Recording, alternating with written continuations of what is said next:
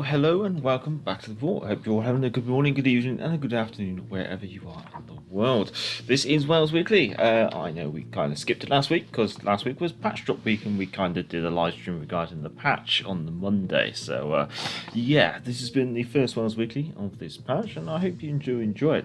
The headlines of this week are... Ark Royal, obviously coming next week. Halloween also forthcoming. We have quite a few redeem codes which have come out in the past 2 weeks. All of these are down in the description along with the link to the Redeemer. And also we have some news from the Clendafu front. These headlines and more after this short break.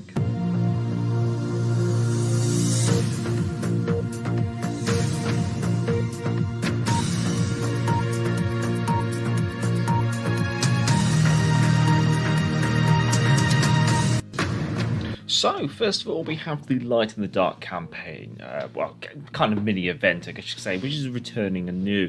Rasputin is back and you'll be able to, well, basically try and sink AI ships starting from October the 17th, running through until November the 7th. Now, there will also be, in preparation for this event, a selection of store bundles which will allow you to net additional shards. So obviously you can earn shards through playing through the game, but also from purchasing some store bundles. Furthermore, there will be free commander guises, which will be these three here, which should be available. Haven't seen any details regarding those. Also, in addition, there are some Halloween containers, and the drop rates for these are already out if you want to go check them out. And obviously, one of the rewards available for shards is the Commonwealth Tier 5 Premium Cruiser, the Perth. Which is obviously available for the in-game shards that you will earn for this event. And then there's also, if you complete the highest difficulty of the Halloween event, you'll get the Japanese Tier 3 Premium Battleship, the Karachi. Now, regarding the Perth, she will be available for 10,000 shards, and however, she won't be for free, is the best way to put it. Through the Halloween event, you'll be able to earn a total of 9,810 shards. Therefore, you'll need to purchase the additional shards through the bundles which will be available in the store. And therefore, as a minimum, you will have to spend 1,000 doubloons in order to get the Perth. Now, there should be a Halloween blog post coming out. It's not out yet. I would hope that they would try and release it before the 17th of October, but then again, this is Wargaming, and quite often they're usually a bit late and they miss the mark, is best to put it. Now, obviously, coming on Monday the 17th is the Ark Royal. The British Tier 5 Premium Aircraft Carrier, and I'm going to assume that she will be available for 10,000 doubloons. Now, the interesting thing about hers is that she does have larger squadrons than her counterpart, the Furious. However, it's potential that these aircraft will be less manoeuvrable and potentially individually might have less HP. One way to think of it is it could be Tier 3 aircraft on a Tier 5 aircraft carrier. So, obviously, we are in week 2 of the Fortress campaign, and therefore there is a campaign breakdown. Obviously, I haven't covered it as it came out last week. However, there is a link to it down in the description if you want to go for it line for line. But most of this information, most of you will probably already be aware. But the general summary is that it's a 100 milestone campaign over 5 weeks with catch-up mechanic enabled. You'll have to earn 2,475 renown in order to reach the final milestone, and with empty backing unlocked, you will then be granted the Soviet Tier 8 cruiser, the Kronstadt. Now, endurance trials are Tier 3 to Legendary tier and can be completed in both standard and AI battles. Shakedown trials are Tier 4 to Legendary tier and can be completed in standard battles. And heroic effort missions are Tier 5 to Legendary tier and can be completed in standard battles. Now, the way the endurance trials and shakedown trials will be week 1 will be available all the way throughout the patch. Once you finish week 1, when you get to week 2 become available. Now, if you haven't completed week 1, week 2 will stay locked, and then henceforward as we go throughout the patch. Heroic effort missions will reset every week. Now, completing all the endurance and shakedown trials for each week will reward you a bonus of 100 renown, and therefore finishing the weekly Havoc with the bonus renown will reward you a total of 500 renown, which is basically 20 milestones. Now, completing all the heroic effort missions will each week will reward you a bonus renown of 25, which means you can earn 125 renown each week with the bonus included, for a total of 625 over the 5 weeks. So that's the additional renown that you can kind of clump together, which is quite nice, I guess you say.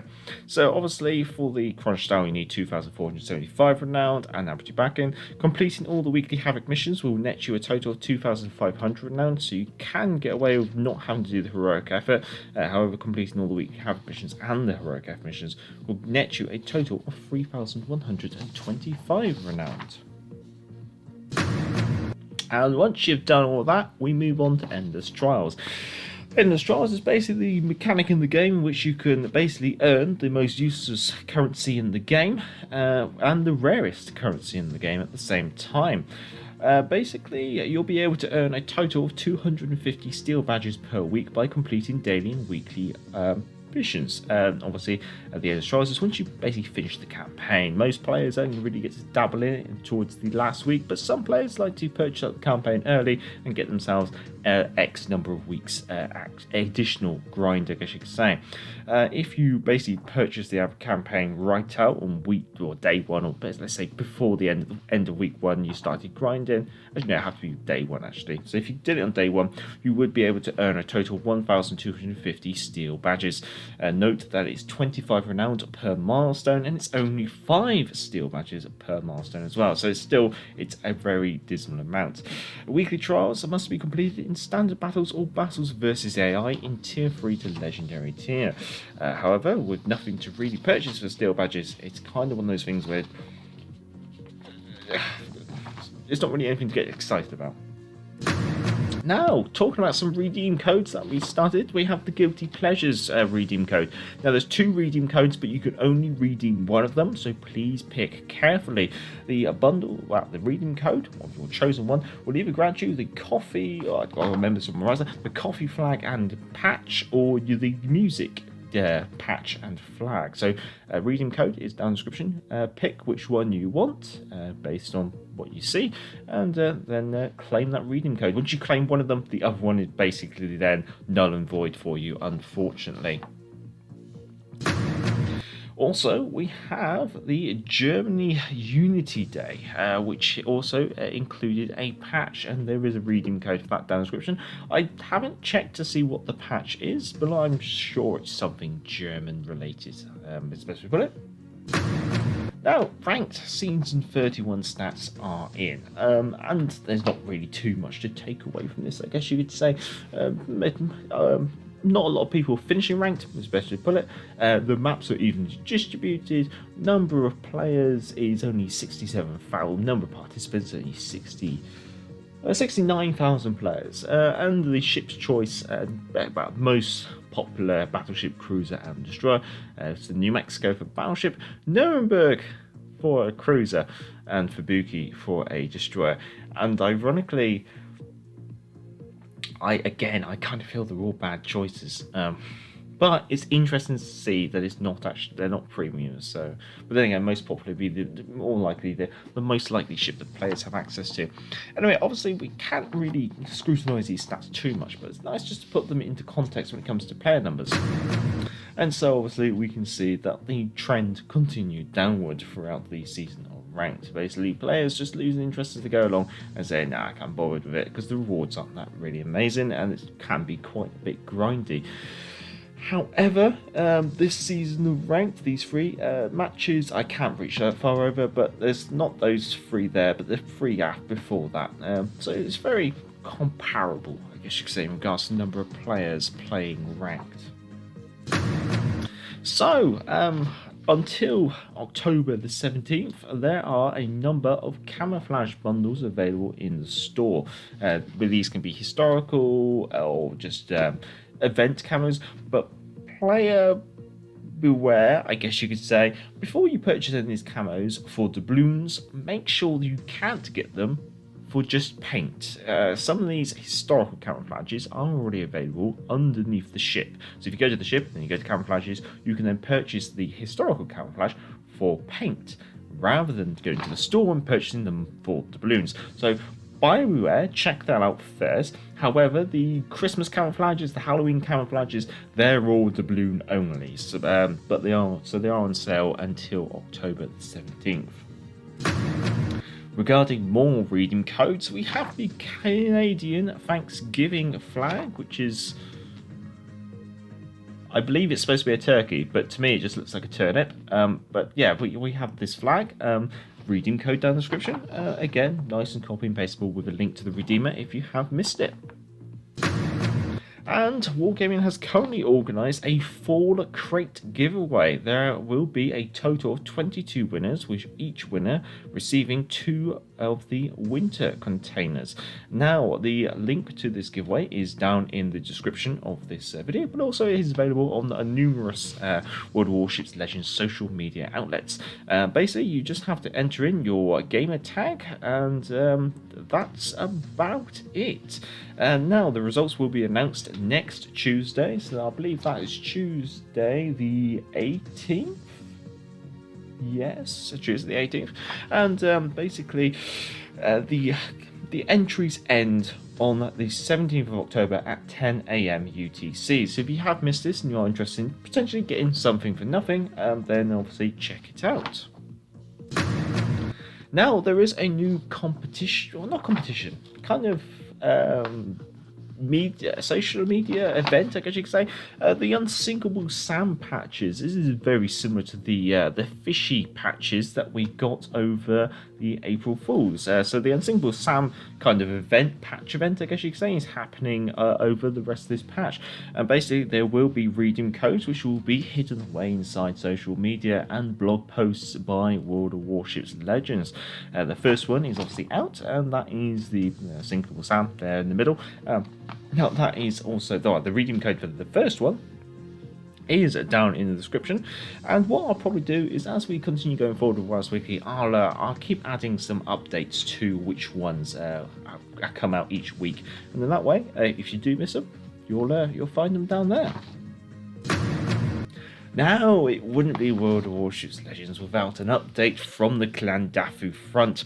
And well, it's worth mentioning that in the past 24 hours, we have seen numerous server downtime periods, with either people not being able to connect to servers, or the server being far too busy to allow you to play. But yeah, so players beware, I guess you could say. That we're having this kind of event at the moment where not people aren't able to play when they want to. Now, in addition to this, it seems that there is a small stability patch which is coming out tomorrow at 7 AM UTC. So that is the 13th of October at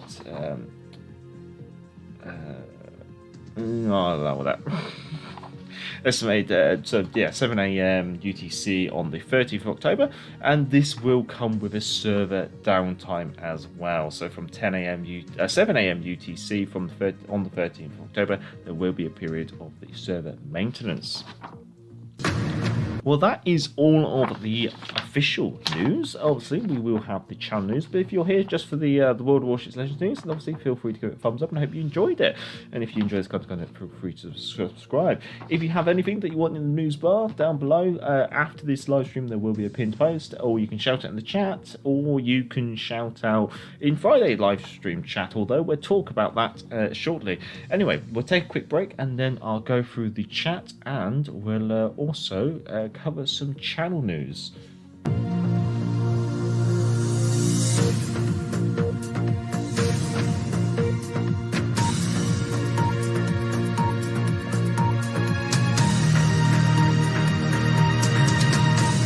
Well, first of all, I'd like to say hello and welcome to everyone who is in the chat, which includes Apple Crib, Kim Mike X Gaming, Randy Chang, Sean Whitling, Narco, The Questioner, Action Pumper, and I think that's everyone who's shouted out so far. But yeah, hello.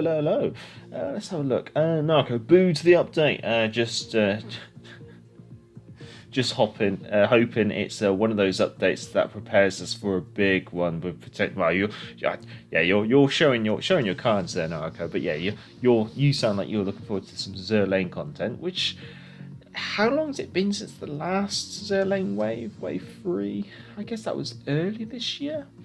potentially maybe with Zero they might come back as like a triple wave or something. Okay, well, because I'm starting to get bored with this beautiful game. Oh, yeah, I've been playing other games this week, I'll be honest. Sean, I thought Legends was going to make Steel more easier to get. I thought they were going to make it more easier to get, and then they kind of went back on it. And then at the moment, we've just not had... I mean, the last thing we had added to the Forge for Steel was Murmansk, which is basically just a premium Omaha. At the moment, there is nothing unique available for Steel. You can buy promotion orders, insignias, standard containers, some camouflages, like Christmas camouflages, a premium Iowa, a premium Omaha, and that's all. And it still has been out for such a while, and there's nothing really there's no carrot to make you want to grind it, which just seems really odd. So at the moment, I think, like some people say, Steel in this game is the hardest to acquire, rarest, most worthless currency in this game, because like once you get it, you can't really spend it on anything, and if you do spend it, and everything that is available is either useless or heavily overpriced. Lonnie Chang, I feel my FOMO is slowly evaporating as well. Oh yeah. I'm a critic. From next year, it will get better. Remaining tech trees and premium ships will only last until the middle of 2023. Then the submarines can get implemented. And be quiet, Crip. Kim Randy, the sad part is I love this game. That's the thing. This game's got so many things going for it, and that's also at the same time so many things not going for it. 3 years is a long time to stick around for a game. That is very true. That's very true. Creative Halloween spreadsheet. 250k players participate in the Halloween battles ranked before Xmas. 70k players. Yeah, no, it's Brawl. And the first time they introduced Arena, the number of players just skyrocketed to about 210, 220,000. And then as soon as that's finished, the player base just drops down to about 70, 80,000 when it comes to other seasons of Arena and Ranked. Sean, I might get in trouble if I have a picture of a cat on my flag. I'm not going to say that. Unsinkable Sam camouflage will not come to Legends. They remain PC exclusive before anyone asks. I didn't even know there was a camouflage. Right, Chang, Sean, it's weird that I'm watching a mandatory sexual harassment video as I watch this stream. Oh, I had to do an asbestos course earlier today. That was thrilling. That's probably the I want to say 7th year in a row I've had to do an asbestos training course online, and it is so dull. Questioner, Thunderer, Neptune and Jutland coming to British Tier 8 maybe next. Thunderer might be a push. I think that's Thunderer is definitely wishful thinking. Wave 3 was last year on December, was it? Oh boy, that's quite a while. It's Oscar. The cat's name is Oscar, goddammit. Well, the question is, the story of Unsinkable Sam, for all we know, it could just be 3 different cats that just happened. So on Unsinkable Sam, it's a bit of an odd one, I think. Anyway, okay, so that's me caught up with the chat. So let's just cover a bit of channel news. So first of all, this Friday, I would normally be live streaming. However, I've got a work meal, I guess you could say. So this Friday's live stream is going to be postponed to Saturday, subject to the wife, if she allows it. I do need to try and schedule in another live stream where I do a bit of a sit down and maybe a fireplace chat with the Major. Probably was over some whiskey and stuff, so I'll have to see when I can get that scheduled in. I'll have to do some negotiations, I guess you could say, with the other half. In other news, I've kind of put an open forum out to my moderators over in Discord, just to see. But I'm kind of I'm gonna have to do a bit of jiggery pokery with my schedule for the channel. The reason being is basically I usually try and do these videos or these streams when the wife's at work, and so her schedule changed this September, so I've had to kind of like feel out how I want to be doing things. So obviously the Friday live stream, I'm going to try and keep that on the Friday, unless I've got something else going on. If I have something else going on, then I'll probably end up postponing the Friday live stream onto the weekend, so whether that be the Saturday or the Sunday. Regarding Wales Weekly, obviously Wales Weekly does take a bit of time to gather all the news together and pull it all into this format. So that does mean that I really like to do it when the wife's at work. Because the wife doesn't have a consistent evening every week where she's off, I'm going to have to do like alternating weeks. So this week it's on a Monday. Next week you can probably expect it to be on a Monday. And then the week after back to a Wednesday, and the week after that back to a Monday. So we're going to be alternating between Mondays and Wednesdays for Wales Weekly.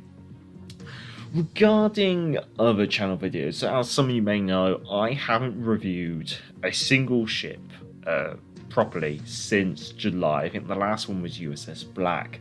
The reason for that is I've kind of grown disenchanted or tired with the way that I was reviewing them. My work, so as some of you may know, some of you may know, I'm a senior structural engineer, which means that sometimes, so my role definitely took a change. November last year, it's definitely got a bit more pressure, a bit more stressful, I guess you could say. So what I found was trying to work after, like trying to record after a day at work. I was putting too much pressure on myself because the way I review things live, so it means I'm talking live. If I mess up even a single line, that means I have to usually end up re-recording. I also probably getting frustrated with maybe the kind of games I was getting out of the recording sessions as well. And also put myself under probably excessive time pressures. I was trying to basically write out what I was going to say, record it, edit it, export it, upload it all in a single evening, and at the same time I would then have to probably cook an evening meal, and it was just too much of a time pressure for myself. And furthermore, I kind of feel like the way I was reviewing by comparing ships against their tech tree counterparts was, as the game's kind of grown, it's kind of become a little less clear cut because we're having so many ships added to the game. Trying to compare them, it starts to get a bit muddy. The water's been muddied too much by the addition of all these other ships. So I was kind of hitting a bit of a brick wall with the way I was reviewing ships, and so that's why I kind of just stopped. I kind of just went, I can't keep doing this. I'm gonna have to take a bit of a breather. And since then, other things have happened. As you know, me and the missus, we went through an IVF cycle in August. That wasn't successful. Don't worry, second round is forthcoming. But that's going to be a lot simpler because we're just using a frozen embryo. We're not having to actually collect eggs this time, which is good. It's going to be a lot simpler, a lot less stress. But also then, like September, work schedules change. So yeah, I know I'm making excuses, but honestly, this channel is a hobby for me. It's a non-monetized channel. I don't make money out of this. This is just because I want to make videos. I want to make content. And if I'm not finding it fun anymore, or finding certain aspects fun, it kind of means I lose the reason to do it. And that's where I hit with reviews. So I'm going to have to take maybe a bit of a sit down, a bit of an objective think about how do I want to go forward? Do I want to review ships anymore? If I do, how do I want to go about them? So at the moment, if you're expecting ship review videos from this channel at the moment, you can probably not expect them for a good while. I need to work out where I'm at and how I feel about it all. But however, I'm going to be sticking to the Wales Weekly because I really do enjoy this live stream, and I'm going to be sticking to the Friday live stream as well. So that's really the channel stuff, and I guess I kind of already mentioned it, but yeah, in the forthcoming future, probably going to be November, we are me and the missus are going to be going for a second round of IVF. It won't impact the channel as much because obviously it's going to be a lot less. it's going to be a lot less time consuming because with the first round, obviously we had to do an egg collection. That meant the missus had to go through all sorts of injections and hormones and God knows what, and yeah, that was quite stressful. The second round, thankfully, we do have some frozen embryos, so we are having a frozen embryo transplant, which means it's going to be a lot easier, a lot simpler, and therefore it won't impact on the channel. Apart from that, in other news, I guess Halloween weekend, I'm probably going to end up streaming the Order 1886. I really want to play that, and so I'm gonna do what I find is fun, and I'm just gonna stream it. And if you want to come along and watch or chip in with things like that, then yeah, feel free. But yeah, that is everything. I'll just double check with the chat because obviously I've been just looking into my Discord there. Let's see. Criv says that Robin confirmed that Tier H coming very soon. Yes, he's also mentioned Daring as well, which is of interest. But yeah, it should really tie up and get all the remaining nations done. I don't see any British BB for Tier 8. Well, think what they did with the Americans. They introduced an entirely new ship. I think we can probably expect something similar to that for the British. Maybe a Lion-class battleship with 425mm guns. What games have you started playing? It may not be for...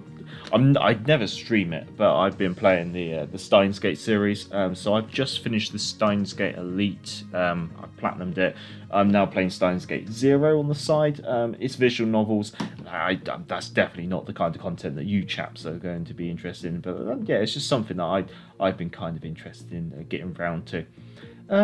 Maybe Marlborough. Marlborough's quite interesting. Yeah, I've seen Marlborough mentioned a few times. They have to one up just like the US, yeah. Marlborough stays premium as far as we know. It's only one Lion class still missing from the game. Okay, the game's taken a downturn since carriers. That's fair enough.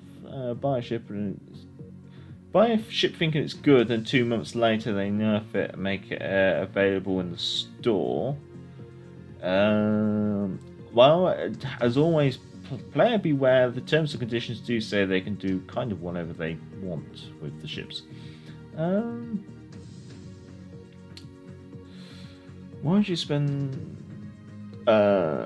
company's no longer Russian owned as well, so just to add that, they've actually moved the company out of Russia.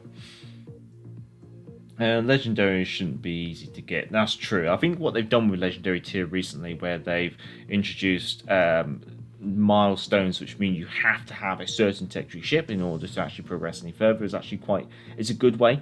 And they're making it Tier 6s and Tier 7s, which means you have to kind of have the end game of that tech tree. I think that's quite an interesting addition to the game. It means that obviously players can't just say, I want this ship. It's like, I want this ship, I have to play that tech tree. I think that's quite a good side of it.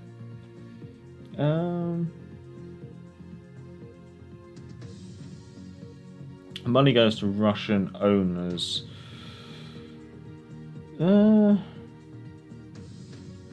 Subject. Questioner, you have 1 million global XP ship on your. Yeah, no, I'm waiting to unlock that. Hustler TV, are you looking forward to Halloween trials coming up? I wasn't too much of a fan of the Rasputin game mode last year, but I'll have to see how it goes.